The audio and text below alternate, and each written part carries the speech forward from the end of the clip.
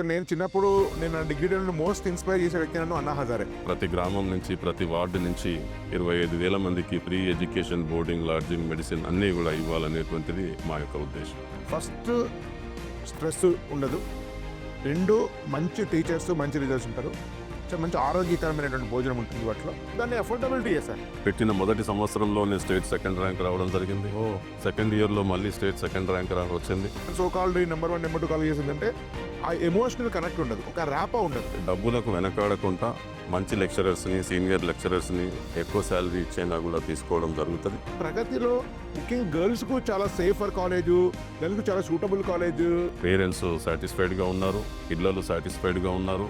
ఇంకా ఏమైనా మీరు చేయలేనిది కానీ చేయాలనుకున్నది కానీ మీ లైఫ్ మిషన్ ఏముందండి? ఇంకా జహీరాబాద్లో ఒక 219 ఎకరాలు ఒక యూనివర్సిటీ లెవెల్కి తీసుకెళ్ళి ఈ 25,000 మంది పిల్లలు అక్కడ ఒక మంచి వాతావరణంలో చదువుకోవాలి. నీటిలో గొప్ప భావజాలం ఏంటంటే మానవత్వం.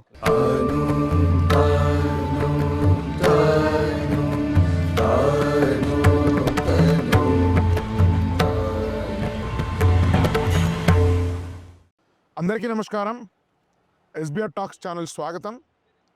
మిత్రులారా, మీరు నావి ఎన్నో ఇంటర్వ్యూలు చూసుండొచ్చు. ఎంతోమంది విద్యారంగంలోని ఒక ఉన్నత స్థాయి వ్యక్తులతో మాట్లాడడం కూడా మీరు గమనించుండొచ్చు. కానీ ఇప్పుడు నా పక్కన నిలిచినటువంటి వ్యక్తి అత్యంత అరుదైన వ్యక్తి. బహుశా నేను విద్యారంగానికి సంబంధించినటువంటి ఇంటర్వ్యూ చేసినటువంటి అత్యంత విశిష్ట వ్యక్తులలో ఒకరని ఖచ్చితంగా చెప్పచ్చు. వారితో మాట్లాడడము, వారు ఇంటర్వ్యూ చేసే అవకాశం నాకు ఇవ్వడం అనేది నా అదృష్టంగా భావిస్తున్నాను. వీరి పేరు దయాకర్ రెడ్డి గారు. చాలామంది ప్రగతి నగర్ దయాకర్ రెడ్డి అని కూడా అంటుంటారు. ఒక రకంగా ప్రగతి నగర్ రావడానికి, ప్రగతి నగర్ ఈ స్థాయిలో అభివృద్ధి చెందడానికి అనేక మంది middle class, lower middle class పీపుల్కు ఒక ఆవాసంలాగా మారడం కోసం వారి యొక్క కృషి ఉంది. అనేక సంవత్సరాల నుంచి వారు దీన్ని నిర్మించడంలో దోహదపడ్డారు. ప్రగతి నగర్ నిర్మాణం నుంచి మొదలైనటువంటి వారి ప్రస్థానం ప్రగతి స్కూల్స్ 34-35 సంవత్సరాల క్రితం నుంచి ఒక 5-6 సంవత్సరాల నుంచి ప్రగతి కాలేజెస్ ప్రారంభించారు. వారు అనేక హాస్పిటల్స్ నిర్మించారు. అనేక మంది వేల మందికి ఉచిత విద్యాదానం చేస్తున్నారు. సో వారి ప్రస్థానం ఏంటి, ఈ ప్రగతి విద్యా సంస్థల వెనుక ఉన్నటువంటి వారి యొక్క ఇంటెన్షన్ ఏంటి, ఇది అనేక కాలేజీల కంటే ఎలా డిఫరెంట్ ఉంది, సో ఇవన్నీ కూడా వారితోటి స్వయంగా మాట్లాడి తెలుసుకుందాం. నమస్కారం సార్. నమస్కారం సార్. యాక్చువల్లీ ప్రగతి నగర్ తర్వాత మీరు వారి వెల్ఫేర్ కోసం చాలా చేశారు. నేను ఇటు టౌన్షిప్ ఈ కాలనీ నిర్మించడము, తర్వాత వాళ్ళ కోసము విద్యా సంస్థలు, ప్రగతి స్కూల్, తర్వాత పీపుల్స్ హాస్పిటల్, సో చేశారు. ఈ ప్రగతి స్కూల్ ఎందుకు పెట్టాలనిపించింది? అంటే ప్రగతి స్కూల్లో మిగతా స్కూళ్ళ కంటే ఏ విధమైనటువంటి డిఫరెన్స్ ఇవ్వగలిగారు మీరు? అది మేము ఇప్పుడు మా అల్విన్ ఎంప్లాయీస్కి ఏదైతే కాలనీ ఏర్పాటు చేసి 725 మందికి ఏర్పాటు చేశామో వాళ్ళ పిల్లలకి చదువు కోసం మాకు స్కూల్ అవసరమైంది. నిజం చెప్పాలంటే అప్పటి వరకు స్కూల్ గురించి మేము ఆలోచించలేదు. కేవలం ఇల్లు వరకే మేము ఆలోచించడం జరిగింది. ఎప్పుడైతే మా పిల్లలకి స్కూల్ అవసరమైందో వెంటనే మేమందరం ఆలోచించుకొని ల్యాండ్ ఓనర్తో మాట్లాడి తక్కువ కాస్ట్కి ల్యాండ్ తీసుకొని వెంటనే స్కూల్ స్టార్ట్ చేయడం జరిగింది. ఒక 130-140 మంది పిల్లలతోటి 1994లో స్కూల్ అనేటువంటిది ఏర్పాటు చేయడం జరిగింది. అప్పటికే మేము కాలనీ పేరు ప్రగతి నగర్ పెట్టున్నాము ఆలోచించి. కాబట్టి స్కూల్ పేరు కూడా ప్రగతితో మొదలుపెట్టి ప్రగతి విద్యానికేతన్ అనే పేరుతోటి స్టేట్ సిలబస్ స్కూలు 94లో స్టార్ట్ చేయడం జరిగింది. సో మా ఎంప్లాయీస్కి తక్కువ కాస్ట్లో కొన్ని వాల్యూస్ తోటి ఎడ్యుకేషన్ అందించాలనేటువంటిదే ఆ రోజు మేము ప్రధానంగా మేము ఆశించినటువంటిది. ఆ ప్రిన్సిపల్ బేస్ చేసుకొని ఈరోజు వరకు కూడా మేము పనిచేయడం జరుగుతూ ఉంది. మంచి విద్యతో పాటు మంచి విలువలు తక్కువ ఖర్చుతో ఇవ్వాలనేటువంటిది మా యొక్క ప్రధాన ఉద్దేశం. సార్, ఇప్పుడు ప్రగతి స్కూల్స్ మొత్తం ఎన్ని ఉన్నాయి సార్? యాక్చువల్లీ ప్రగతి స్కూల్స్ వాల్యూము చాలా రకాల స్కూల్స్ పెడుతున్నాం. ప్రస్తుతం మనం ఇది మిలియోరా దానిలో ఉంటున్నాము. సో ఇట్లా ఎన్ని రకాల స్కూల్స్ ఉన్నాయి? ప్రగతి పేరుతోటి స్కూల్స్ కానీ కాలేజెస్ కానీ దాదాపు ఒక 15 స్కూల్స్ కాలేజెస్ ఉంటాయి.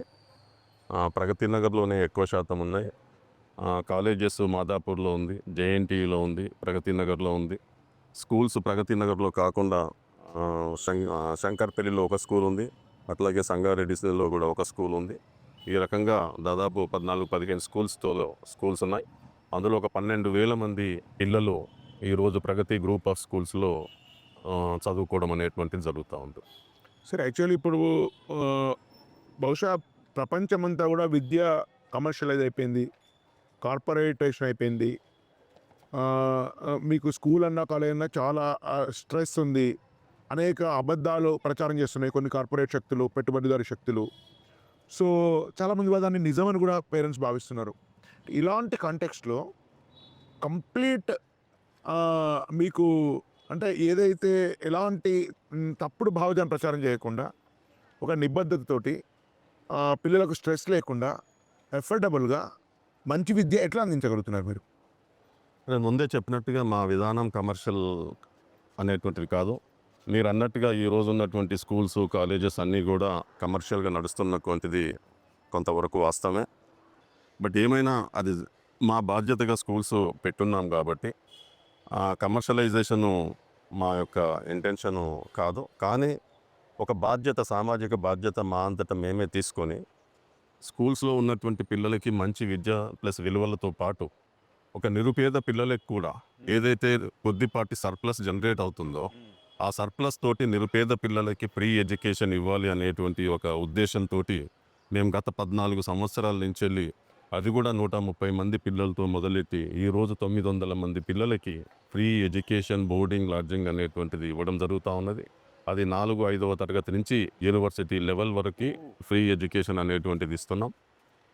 ఇది రాష్ట్ర వ్యాపితంగా ఈరోజు ఉన్నారు పిల్లలు. మా ఉద్దేశం కూడా ప్రతి గ్రామం నుంచి వెళ్ళి ఒక పాపని కానీ బాబుని కానీ ఫ్రీ ఎడ్యుకేషన్ ఇచ్చి ఒక మంచి సిటిజన్గా, విలువలతో కూడినటువంటి సిటిజన్ని తయారు చేయాలనేటువంటిది మా యొక్క ఉద్దేశం.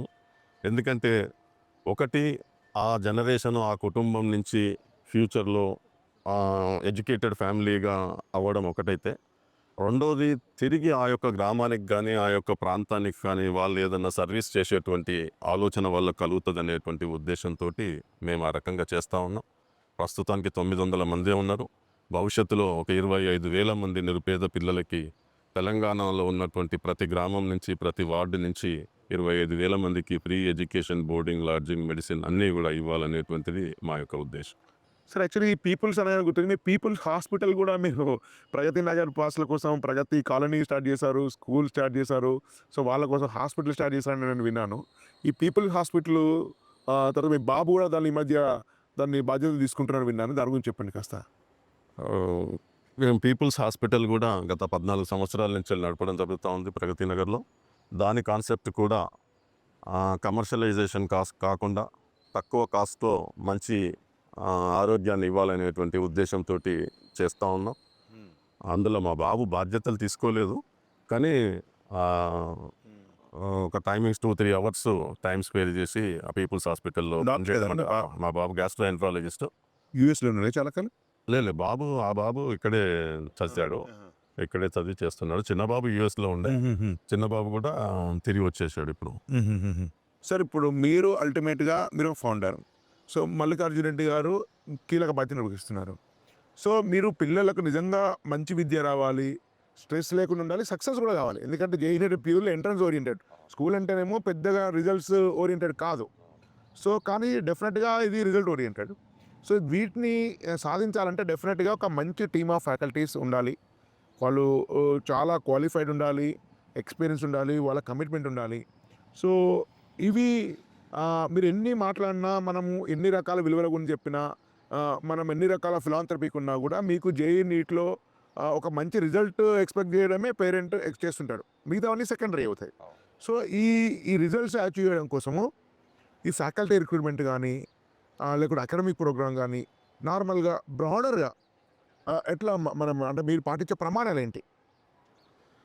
మేము బేసిక్గా పిల్లల ఎడ్యుకేషన్కి సంబంధించి ఖర్చుకు వెనకాడం. ఇప్పుడు ఇదంతా మంచి క్వాలిటీ రావాలంటే మంచి టీచరు, మంచి లెక్చరర్ ఉండాల్సిన అవసరం ఉంటుంది. మంచి లెక్చరర్ లేకపోతే ఉపయోగం ఉండదు. కాబట్టి డబ్బులకు వెనకాడకుండా మంచి లెక్చరర్స్ని, సీనియర్ లెక్చరర్స్ని ఎక్కువ శాలరీ ఇచ్చైనా కూడా తీసుకోవడం జరుగుతుంది. అందుకని ఆ రకంగా ఒక రకంగా పిల్లలు క్రీమ్ అంతా కూడా మీరు అన్నట్టుగా నెంబర్ 1, నెంబర్ 2 కాలేజెస్కి వెళ్ళడం జరుగుతుంది.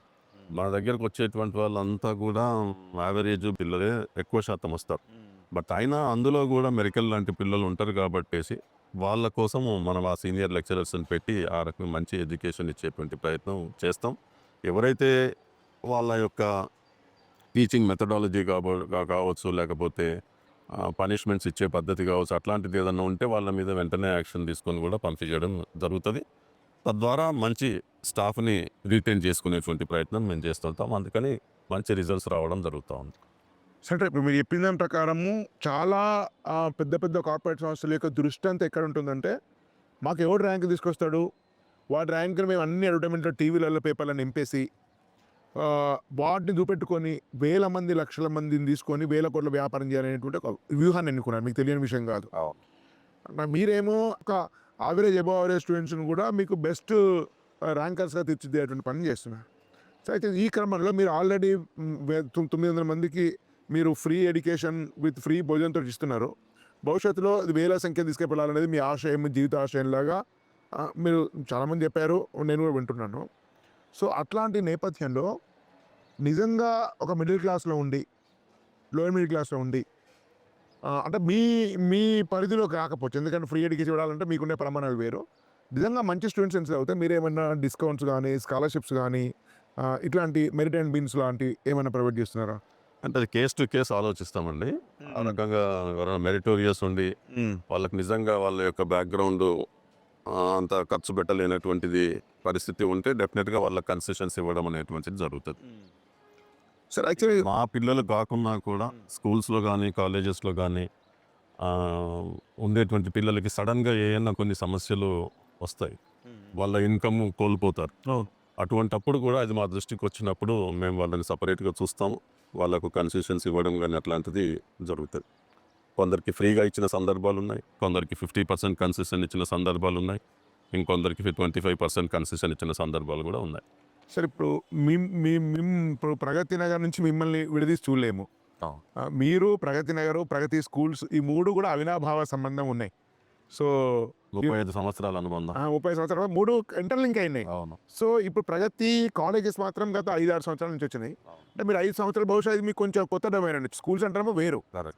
అయినప్పుడు ఈ 5 ఏళ్ల ప్రయాణాన్ని మీరు ఒక్కసారి తిరిగి చూసుకుంటే, ఈ 5 ఏళ్లలో మిగతా వాళ్ళు సాధించింది, మీరేమైనా సాధించింది ఏం చెప్తారు దీని గురించి 5 ఏళ్ల మొత్తం ప్రస్థానంలో? ఈ 5 ఏళ్లలో మేము ఏదైతే ఆశించి పెట్టామో ప్రధానంగా స్ట్రెస్ ఫ్రీ ఎడ్యుకేషన్ ఇవ్వాలని చెప్పేసి అనుకున్నాం, క్వాలిటీ ఎడ్యుకేషన్ ఇవ్వాలని అనుకున్నాం, మంచి ఫుడ్ ఇవ్వాలని చెప్పేసి అనుకున్నాం, మంచి ఇన్ఫ్రాస్ట్రక్చర్ ఇవ్వాలని చెప్పేసి అనుకున్నాం. ఇవి ఉద్దేశించి మేము పెట్టడం జరిగింది. వీటితో పాటు ఎవరైతే హాస్టల్లో ఫ్రీ ఎడ్యుకేషన్ పొందుతున్నారో నిరుపేద పిల్లలకి, వాళ్ళకు కూడా ఇందులో ఎడ్యుకేషన్ ఇవ్వాలని చెప్పేసి ఎవరైతే ఫ్రీగా మీరు చదువు చెప్తున్నారో సో వాళ్ళలో కూడా కొద్ది మందికి ఇక్కడ చేస్తుంది ఇవ్వడం అనేటువంటిది జరుగుతుంది. కాబట్టి అది ఈరోజు మాకు నెరవేరిందని చెప్పేసి మేము భావిస్తూ ఉన్నాం. మమ్మల్ని నమ్మి ఏ పేరెంట్స్ అయితే కాలేజెస్లో గత 4-5 సంవత్సరాల నుంచి చేర్పించున్నారో మేము వారికి పూర్తిగా న్యాయం చేయడం జరిగింది. పేరెంట్స్ సాటిస్ఫైడ్గా ఉన్నారు, పిల్లలు సాటిస్ఫైడ్గా ఉన్నారు. రిజల్ట్స్ పరంగా చూసినా కూడా మీరు చూడండి, తర్వాత మీకు ఆ డీటెయిల్స్ ఇస్తాము. మంచి రిజల్ట్స్ అనేటువంటిది మేము అతి తక్కువ కాలంలో ఇవ్వడం జరిగింది. పెట్టిన మొదటి సంవత్సరంలోనే స్టేట్ సెకండ్ ర్యాంక్ రావడం జరిగింది. సెకండ్ ఇయర్లో మళ్ళీ స్టేట్ సెకండ్ ర్యాంక్ వచ్చింది. అట్లాగే ఈ ఐఐటి కాలేజెస్లో కానీ, మెడిసిన్ కానీ వీటిల్లో కూడా సీట్లు రావడం అనేటువంటిది జరిగింది. ఇంకా ఇంప్రూవ్మెంట్కి అవకాశం లేదా అంటే తప్పకుండా అవకాశం ఉంది. ఎక్కడ ఏది స్టాగ్నెంట్ కాదు. కాబట్టి అవే ఆశయాల్ని ముందు పెట్టుకొని ఇంకా మేము ముందుకు వెళ్ళాలని చెప్పేసి భావిస్తున్నాం. ఆ రకంగా ముందుకెళ్తాము. అంటే ఓవరాల్గా మీతో మాట్లాడినాక నాకు అర్థమైంది ఏంటంటే, ఫస్ట్ స్ట్రెస్ ఉండదు, 2 మంచి టీచర్స్, మంచి రిజల్ట్స్ ఉంటారు, సో మంచి ఆరోగ్యకరమైనటువంటి భోజనం ఉంటుంది వాటిలో. ఈ 3తో పాటు ఈ 3 ఉన్నప్పుడు ఏమవుతుందంటే చాలా కాస్ట్లీ అయిపోతుంది. అది లేకుండా దాన్ని అఫోర్డబిలిటీ చేశారు. సో ఈ 4 ప్రగతి విద్యా సంస్థల నుంచి ఆశించని భావించవచ్చా పేరెంట్స్? తప్పకుండా. కాకపోతే కాలేజెస్ ఫీజు అంటే ఈరోజు బాగా పోటీపడి తగ్గిస్తున్నటువంటి సందర్భాలు కూడా ఉన్నాయి అడ్మిషన్స్ కోసం. మేమంత లోగా వెళ్ళి ఆ రకంగా చేసేటువంటి ఆలోచన లేదు. సో మా యొక్క ఈ ఖర్చులు ఏదైతే మీట్ అవ్వడానికి ఎంతైతే ఫీ స్ట్రక్చర్ ఉండాలనో అంత ఫీ స్ట్రక్చర్ మాత్రం మేము మెయింటైన్ చేస్తున్నాం. సార్ యాక్చువల్‌గా ముఖ్యంగా ఇంటర్మీడియేట్ స్కూల్ అంటేనేమో చాలా చిన్నప్పటి నుంచి మన దగ్గర ఉంటారు. మీరు మీ మీ ఆలనా పాలన ఉంటుంది. ఇంటర్మీడియేట్ విషయానికొస్తే సార్ వాళ్ళు డిఫరెంట్ సోషియో ఎకనామిక్ కండిషన్స్‌లో ఉంటుంటారు. వాళ్ళు పల్లెటూరు నుంచి వస్తారు, ఓ పట్టణం నుంచి వస్తారు. సో, ఆ నేపథ్యంలో చాలా డిఫరెంట్ వరల్డ్. ఇంటర్మీడియేట్ అంతా కూడా డిఫరెంట్ వరల్డ్. స్కూల్ అంటే తెలిసిన టీచర్సే ఉంటారు. తెలిసిన ఏరియానే ఉంటుందది. సో, ఇట్లాంటి వాళ్ళు చాలా రకాల తడబాటు ఉంటుంది. అడాప్టబిలిటీ ఇష్యూస్ ఉంటాయి. సో, వాడికి పేరెంట్‌ని మిస్ అవుతుంటారు. సో, ఇన్ని రోజుల నుంచి ఉన్నటువంటి టీచర్సు, పీర్ గ్రూప్ యొక్క అనుబంధం మిస్ అవుతుంది. సో, ఒక కొత్త ప్రపంచంలోకి ఇంటర్మీడియేట్ వెళ్ళిన తర్వాత చాలా వరకు సమస్యలు ఏమవుతున్నాయి, even so called number 1, number 2 call చేసిందంటే ఆ ఎమోషనల్ కనెక్ట్ ఉండదు. ఒక ర్యాపో ఉండదు. ఆ టీచర్స్ గానీ, మేనేజ్‌మెంట్‌కు పిల్లలకు గానీ ఇవన్నీ ఉండదు. సో, దాంతో ఆ డిస్కనెక్ట్ ఏర్పడేసి దాని నుంచి చదువు మీద ఇంట్రెస్ట్ కోల్పోవడము, స్ట్రెస్ కావడము, రకరకాల దుష్పరిణామాలు దాని జరుగుతుంది. సో, నేను విన్నంత వరకు శ్రీధర్ మొత్తం చూసి కాలేజీ తిరిగి, భోజనం చేసి, క్లాస్ విన్నంత తర్వాత అర్థమైందంటే ఒక పిల్లల్ని ఒక ప్రేమతో, ఆప్యాయతతో రిసీవ్ చేసుకోవడము, వాళ్ళతోటి ఒక మంచి ఆత్మీయ సంబంధాన్ని నెలకొల్పుకోవడము. సో, వాళ్ళెక్కడ కూడా ఎమోషనల్ డిస్కనెక్ట్ కాకుండా వాళ్ళతోటి కలిసి ఒక కుటుంబాన్ని రీప్లేస్‌మెంట్ ఇవ్వకపోయినా కూడా ఎంతో ఒక కుటుంబం లాంటి వాతావరణంతోటి టీచర్స్ ఉన్నారు. పిల్లలు అట్లే ఉన్నారు. ఒక హోమ్లీ అట్మాస్ఫియర్‌ని క్రియేట్ చేశారని శ్రీధర్ చెప్పాడు. ఎందుకంటే మొత్తం విజిట్ చేసి మనం ఏ ఏ కాలేజ్ అయినా కూడా చూసి విజిట్ చేసి అక్కడ మొత్తం రోజంతా స్పెండ్ చేయకుండా మనం రివ్యూ చేయము. చాలామందికి తెలుసు. అది ఇంప్రెస్ అయ్యి నేను ఇంత దూరం వచ్చాను. సో, ఇది ఎట్లా నిర్మాణం చేయగలిగారు మీరు ఒక కాలేజీలో? అంటే మేము దాన్ని నమ్ముతాము. పిల్లలు ఏంటంటే తల్లిదండ్రులను వదిలిపెట్టి, వాళ్ళ ప్రాంతాన్ని వదిలిపెట్టి, ఒక కొత్త ప్లేస్‌కి, ఒక కొత్త ఎన్విరాన్మెంట్‌కి వస్తారు. అందులో వాళ్ళ వయసు కూడా చిన్న వయసు కాబట్టి వాళ్ళకి ఏదో మిస్ అయ్యాము అనేటువంటిది డెఫినెట్‌గా ఉంటుంది. దాన్ని మేము వీలైనంత వరకు వాళ్ళతోటి కలిసిమెలిసి ఉండి, వాళ్ళకొక ఫ్యామిలీ అట్మాస్ఫియరు, ఫ్యామిలీ బాండింగ్ లాగా వాళ్ళని కేర్‌గా చూడడం అనేటువంటిది మేము చేస్తాము. ముఖ్యంగా ఆడపిల్లలకి ఇంకా ఎక్కువ భద్రత లేదా వాళ్ళకి ఆ హోమ్లీ అట్మాస్ఫియర్ క్రియేట్ చేసేటువంటి ప్రయత్నం మా టీచర్సు, మా మల్లికార్జున రెడ్డి గారు, మిగతా వాళ్ళందరూ కూడా ఆ లైన్‌లోనే వాళ్ళు చేస్తారు. చదువు అనేటువంటిది సెకండరీ. వాళ్ళు ఎప్పుడైతే కొత్తగా వచ్చినప్పుడు వాళ్ళు ముందు ఇక్కడ సెట్ అవ్వడం అనేటువంటిది ఇంపార్టెంటు. కాబట్టి అక్కడ ఏదైతే మిస్ అవుతున్నారో అటువంటిదంతా కూడా ఇక్కడ ఒక ఫ్రీ అట్మాస్ఫియర్ వాళ్ళకి ఇంట్లో ఎట్లయితే ఉంటుందో అట్లాంటి అట్మాస్ఫియర్‌ని మేము ఇక్కడ క్రియేట్ చేస్తాము. దానికి మా లెక్చరర్స్ గానీ, స్టాఫ్ గానీ వాళ్ళందరూ కూడా ఆ బాధ్యత తీసుకొని చేస్తారు కాబట్టి మేమది చేయగలుగుతా ఉన్నాం. ఏదైనా 1, 2 చిన్న సమస్యలున్నా కూడా మేము చెప్పాల్సింది చెప్తూ, వెంటనే మళ్ళీ పేరెంట్స్ తోటి కూడా మాట్లాడి పేరెంట్స్‌ని కూడా పిలిపిచ్చి ఆ గ్యాప్ గానీ అదేదైనా ఉంటే వెంటనే కవర్ చేసేటువంటి ప్రయత్నం కూడా మా వాళ్ళు చేస్తారు. సో, మీకు మొత్తం 3 హాస్టల్స్ ఉన్నాయా సార్? హాస్టల్స్ 3 ఒకటి బాయ్స్‌దుంది, 2 గర్ల్స్ హాస్టల్స్ ఉన్నాయి. అదొకటి మాదాపూర్. ఇప్పుడు 4 ఉన్నాయి. మాదాపూర్‌లో బాయ్స్, గర్ల్స్ ఉంది. జేఎన్‌టీయూలో గర్ల్స్ ఉంది. ప్రగతి నగర్‌లో కూడా ఒకటి గర్ల్స్ క్యాంపస్ ఉంది. సో, డే స్కాలర్స్ మాత్రం only private. Scholar only Pragathi Nagar. మొత్తం 5 ఇదివరకు క్యాంపస్. జేఎన్‌టీయూ ఉండే. జేఎన్‌టీయూని తీసేసి దాన్ని గర్ల్స్ క్యాంపస్ హాస్టల్ చేస్తున్నాము. డేది మాత్రం ఓన్లీ ప్రగతి నగర్‌లో ఉంది. మొత్తం 5 సంవత్సరాల ప్రయాణంలో 5 బ్రాంచెస్ స్టార్ట్ చేశారు. అవునండి. సో, విషయానికొస్తే ఈ ప్రగతిలో ముఖ్యంగా గర్ల్స్‌కు చాలా సేఫర్ కాలేజు, గర్ల్స్‌కు చాలా సూటబుల్ కాలేజు, ముఖ్యంగా రెసిడెన్షియల్ వాళ్ళకనే భావన నేను వింటున్నాను. ఇది సమాజంలో స్త్రీలు, ఆడపిల్లలకి ఎక్కువ అభద్రత అవన్నీ ఉన్నాయి కాబట్టి దాన్ని అధిగమించాలని చెప్పేసి వాళ్ళకి ఎక్కువ ప్రొటెక్షన్ ఇవ్వాలనేటువంటి ఉద్దేశంతోటి వాళ్ళని ఆ రకంగా అంటే మిగతా వాళ్ళని బాయ్స్‌ని చూడలేదని కాదు. బట్ ప్రత్యేకత కొంచెం ఆడపిల్లల పట్ల ఉంటుంది. ఏ రకమైనటువంటి బ్యాడ్ ఇన్సిడెంట్స్ జరగకుండా ఆ జాగ్రత్తలన్నీ తీసుకుంటాం కాబట్టి అది పేరెంట్స్ దగ్గరికి రీచ్ అయ్యి పేరెంట్స్ తిరిగి ఇంకా వేరే పేరెంట్స్‌కి వాళ్ళకు చెప్పి ఆ పద్ధతుల్లోనే అడ్మిషన్స్ రావడం అనేటువంటిది కూడా జరుగుతూ ఉంది. యాక్చువల్‌గా మీ మొత్తంలో ఇంకా ఏమైనా మీరు చేయలేనిది గానీ, చేయాలనుకున్నది గానీ, మీ లైఫ్ మిషన్ ఏముందండి ఇంకా? నేను ముఖ్యంగా ఇంప్రెస్ అయినటువంటిది ఒరిస్సాలో doctor Achyuta Samantha. Kids Kalinga institute of Kalinga, technology KIIT. Science plus kids Kalinga institute of social Yeah, sciences correct. కట్టాడు. తను కూడా కొన్ని స్కూల్స్, కాలేజెస్ బిజినెస్ పరంగా చేస్తున్నాడు. అట్లాగే ఫ్రీగా కూడా ట్రైబల్ పిల్లలకి ఒక 25-30 వేల మంది పిల్లలకి ఈరోజు ఫ్రీ ఎడ్యుకేషన్ ఆయన ఇవ్వగలుగుతూ ఉన్నాడు. ఆయనను చూసి నేను ఇంప్రెస్ అయ్యి మనం కూడా ఎందుకు చిన్న లెవెల్లో చేయాలి, పెద్ద లెవెల్ ఎందుకు చేయలేము అనేటువంటి స్ఫూర్తిని నేను ఆయన నుంచి పొందడం జరిగింది. కాబట్టి నా లైఫ్ టైంలో నేను లేట్గా ఇది స్టార్ట్ చేశాను. బట్ అయినప్పటికీ 80 ఇయర్స్ వచ్చేలోపు ఒక 25,000 మంది నిరుపేద పిల్లలకి తెలంగాణ ప్రతి గ్రామం నుంచి వెళ్ళి ఒకరు, ప్రతి వార్డు నుంచి వెళ్ళి టౌన్లలో కానీ కార్పొరేషన్లలో కానీ ప్రతి వార్డు నుంచి ప్రతి బస్తీ నుంచి వెళ్ళి ఒకరు ఉండాలి అనేటువంటిది నా యొక్క ఆశయం. దానికోసము జహీరాబాద్లో ఒక 219 ఎకరాలు ల్యాండ్ కూడా తీసుకొని అట్లా పెట్టున్నాము. ఫ్యూచర్లో దాన్ని అక్కడే ఒక యూనివర్సిటీ లెవెల్కి తీసుకెళ్ళి ఈ 25,000 మంది పిల్లలు అక్కడ ఒక మంచి వాతావరణంలో చదువుకోవాలి అనేటువంటిది, స్కిల్ డెవలప్మెంట్ కూడా అక్కడే నేర్చుకొని చేయాలనేటువంటిది మా యొక్క ఉద్దేశం.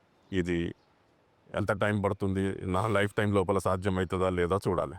సార్ యాక్చువల్గా చాలామంది ఇక్కడ ఈవెన్ సాఫ్ట్వేర్ వాళ్ళు కానీ కొంచెం లోయర్ మిడిల్ క్లాస్ వాళ్ళు కానీ కొంచెం కంఫర్ట్ లివింగ్ కోసం ప్రగతి నగర్లో ఉంటా అని చెప్తుంటారు. ఎందుకంటే ఈవెన్ రెంట్స్ కూడా తక్కువ, కంఫర్ట్స్ కూడా మిగతా వాటికంటే తేడా ఏం లేదు.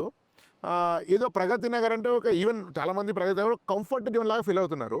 ఏం సార్ ఈ ప్రగతి నగర్ ఇట్లా ఎమర్జ్ కావడం కోసము మీరు ఏమైనా జాగ్రత్తలు తీసుకున్నారు? ఎందుకు అట్లా జరిగింది అయితే ఒక హోమ్ అంటే కుక్కడపల్లి లాంటి కార్పొరేట్ వాతావరణంలో ఉండే ఒక కాస్మోపాలిటన్ వాతావరణంలో ఇది ఒక విలేజ్ లాగా, ఇది ఒక హోమ్ లాగా ఇంప్రెషన్ వచ్చి చాలామందికి ఎట్లా జరిగింది సార్ అది?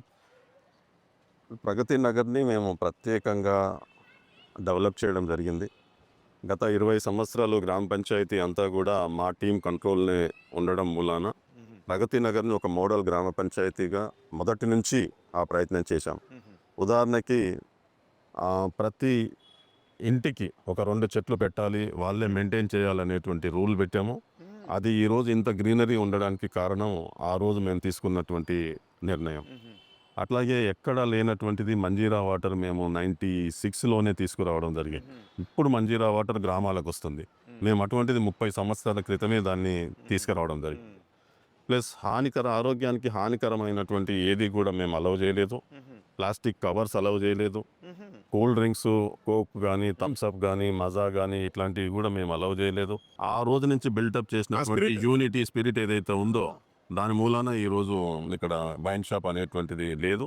సిగరెట్స్, గుట్కాలు ఇవి కూడా అమ్మడం నిషేధం ప్రగతి నగర్లో.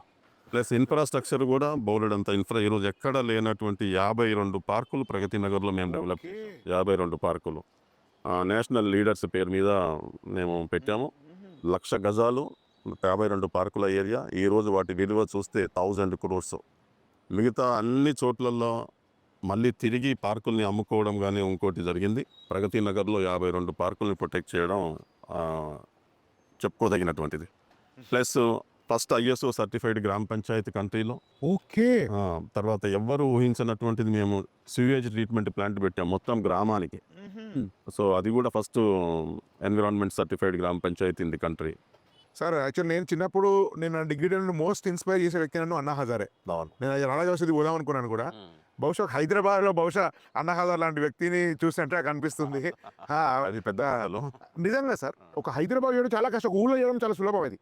సార్ ఇప్పుడు ఎన్నో భావజాల గురించి చర్చలు జరుగుతుంటాయి మీడియాలో. వాటిలో నిజమైన అన్నిటిలో గొప్ప భావజాలం ఏంటంటే మానవత్వం, రియల్ హ్యూమనిజం. కరెక్ట్. సో మీరు రియల్ హ్యూమనిస్ట్, దాన్ని మించినటువంటి మించినటువంటి తత్వం కానీ బోధ కానీ ఆ వివేకానందుడు చెప్పిన అదే, లేకుంటే వేరే రకంగా సంబంధించిన వామపక్షం నుంచి చెప్పిన వాళ్ళు కూడా అదే. సో అది నిజంగా 100కి 100 ఆచరించారు. మీరు 80 సంవత్సరాలు గౌతమ బుద్ధుడు 80 సంవత్సరాలు జీవించారని చెప్పారు. 80 సంవత్సరాలు పరిపూర్ణంగా మీరు అంతకంటే ఎక్కువ జీవించి ఇదంతా సాకారం చేసి 25,000 మంది కంటే ఎక్కువ మందికి సేవ చేయాలని కోరుతున్నాను. మాలాంటి అనేక మంది మీలాంటి ఇన్స్పైర్ అయిన వాళ్ళే మిగతా జీవితంలో మిగిలినటువంటి కార్యాన్ని ఫలసిద్ధి చేస్తాయని ఆశిస్తున్నాము. ఈ వేల మంది, లక్షల మంది పేరెంట్స్ తరపున, అన్నార్థుల తరపున, అనేక మంది బీద వ్యక్తుల తరపున, ఒక పౌర సమాజం తరపున మీ అందరికి కూడా మనస్ఫూర్తిగా కృతజ్ఞతలు చెప్తూ సెలవు తీసుకున్నాను. Thank you very much sir. ధన్యవాదాలు.